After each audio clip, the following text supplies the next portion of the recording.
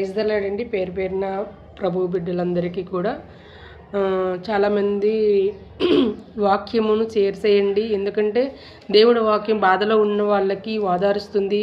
మరి తడబడుతున్న వారికి, తప్పుడు అడుగులు వేస్తున్న వారికి సరిచేస్తుంది. కాబట్టి ప్రతి ఒక్కరికి షేర్ చేయడం అన్నది మంచిదండి. ఎందుకంటే దీంట్లో ఏ లాభము ఏమీ ఉండదు.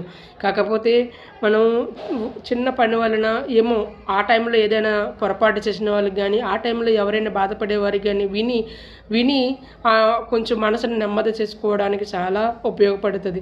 చాలా సినిమా వీడియోలు, సినిమా పాటలు, డ్యాన్సులు, పాటలు రకరకాలవి ఎన్ని వింటూ ఉంటాము, చూస్తూ ఉంటాము, షేర్ చేస్తూ ఉంటాము, పంపిస్తూ ఉంటాము, లేకపోతే డౌన్లోడ్ చేసుకుంటూ ఉంటాము. కానీ దేవుడి మాట ఒక్క మాట అయినా ఒకరికి షేర్ చేయడం వల్ల మనకి దేవుడికి మహిమ కలుగుతుంది.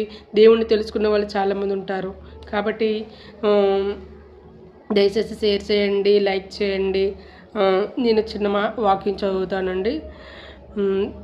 ఎవరైతే భయపడుతూ బెంగపడుతూ ఉంటారో మరి నాలాంటి వారి కోసం వాక్యం దేవుడు మనతో మాట్లాడుతున్నాడు.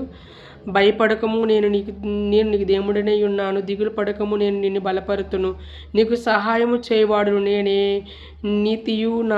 నీతియను దక్షిణాస్త్రంతో నిన్ను ఆదుకొందును.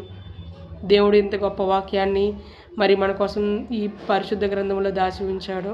ఆయన ఉండంగా మనకి ఏ కష్టము రాదని, మరి ఆయన సహాయం చేస్తానని మనతో వాగ్దానం చేస్తున్నాడు. భయపడొద్దని మాట్లాడుతున్నాడు.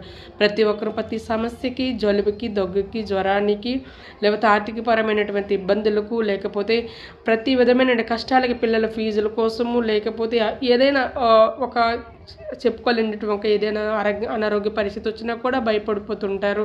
భయపడొద్దు, దేవుడు మాట్లాడుతున్నాడు. ఇటువంటి వారు ధైర్యంగా ఉండాలి. ఏదైనా నేను ఒక స్టాఫ్ నర్సుగా మాట్లాడుతున్నానండి. ఏదైనా సమస్య వస్తే ఊరికే కృంగిపోయి హాస్పిటల్లో ఎంతో బాధపడుతుంటారు, మాతో చెప్పుకుంటూ ఉంటారు. నేనేం చేయగలను? దేవుడు వాగ్దానం చేసిన దేవుడు మనకున్నాడు కాబట్టి వాళ్ళకి ఆ మాట మాత్రమే చెప్పగలను. కాబట్టి ప్రతి ఒక్కరు ధైర్యంగా ఉండాలి. ధైర్యంగా ఉండి దేవుడు వాక్యాన్ని నెమరు వేసుకుంటూ ఉన్నప్పుడు మన గొప్ప ధైర్యాన్ని, నెమ్మదిని మనకు దొరుకుతుంది. ఆ ప్రభువే మనకు ఆధారం.